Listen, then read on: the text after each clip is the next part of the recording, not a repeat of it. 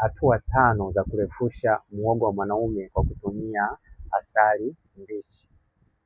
Lakini chonde, tahadhari yake ni kuwa unapotumia dawa yoyote kurefusha muhogo, lazima muhogo una changamoto ya kusimama kwa ukakamavu, bali utakuwa unasimama kwa uregevu. Kwa hiyo ni mojawapo ya changamoto ambayo unatakiwa kuifahamu kwamba unaporefusha muhogo kwa dawa yoyote, haijalishi ni asali mbichi au dawa tofauti na asali mbichi, changamoto yake kwanza ni kwamba muhogo usimame kwa ukakamavu, kwa sababu unakuwa umelazimisha misuli iweze kurefuka. Kwa hiyo hii itafanya misuli ya muhogo kuachia, kwa sababu ni misuli midogo midogo. Kwa hiyo ni muhimu sana kuweza kujua kwamba hii ni mojawapo ya changamoto ambayo utakumbana nayo.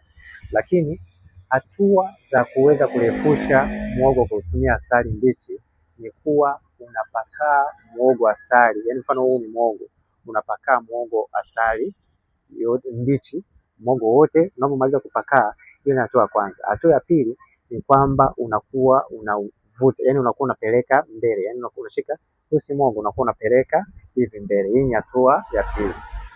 Alafu hatua ya tatu unakuwa unapeleka hivi alafu unapeleka mbele, yaani unarudisha hivi alafu unapeleka mbele, kwa ajili ya kufanya misuli isiweze kuachia kwa haraka zaidi. Kwa hiyo unashusha hivi alafu unapeleka juu. Hii itapelekea muhogo uweze kurefuka na pia uweze kuwa mnene. Kwa hiyo kwa jinsi utakapokuwa unapeleka hivyo unarudisha hivyo. Na pia hatua ya tatu ni kwamba utashika mikono yako miwili yote, unakuwa unarefusha kwa mbele. Hii pia ni mojawapo ya hatua ya tatu ambayo itafanya msuli wako uwe mrefu na pia utakuwa mnene kiasi chake. Na pia hatua ya 4 ni hatua ya kubiringisha, yaani naweza kusema kubiringisha mkono wako hivyo kwenye muhogo wako.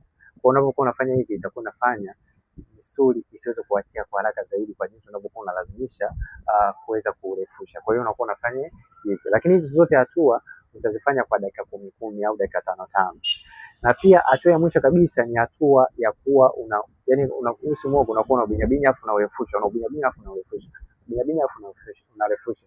Hii itapelekea muhogo wako uweze kurefuka, lakini utafanya ndani ya miezi 3, matokeo utayaona. Lakini kumbuka, changamoto yake ni kuwa muhogo hautasimama kwa ukakamavu, bali utakuwa unasimama ukiwa umeregea, kwa kuwa utakuwa umelazimisha kurefusha. Kwa hiyo ni mojawapo ya changamoto ambayo utaipata. Lakini kama utakuwa unahitaji uweze kurefuka na pia uwe mnene, tumia asali mbichi. Asali mbichi, yaani kama inawezekana nenda Bagamoyo nunua asali mbichi, usinunua asali ambayo imepikwa. Hapana, asali mbichi. Kwa hiyo